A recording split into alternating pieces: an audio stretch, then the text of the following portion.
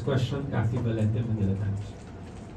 Yes, good morning, Yusek. Yusek, can you confirm reports that Education Secretary Sani Engara and the ICT Secretary Henry Aguda are on their way out? And how's the performance evaluation po ng ating mga cabinet?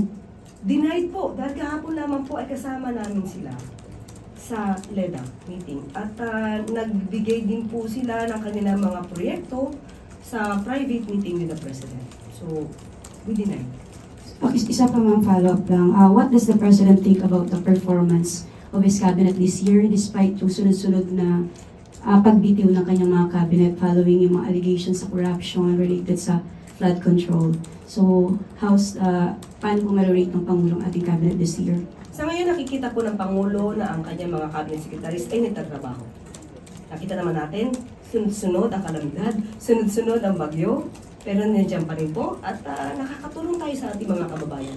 So, kontento po ang ating Pangulo sa lahat ng kanyang mga cabinet secretaries at habang nananatili sila dyan, nandiyan pa rin po ang tiwala ng ating Pangulo sa kanila. Pero meron bang mga susunod na sisibakin or maalis sa pwesto? Sa ngayon, wala pa sa ating na ibibigay na anumang update. Wala pa po. That's the last question, Yusek.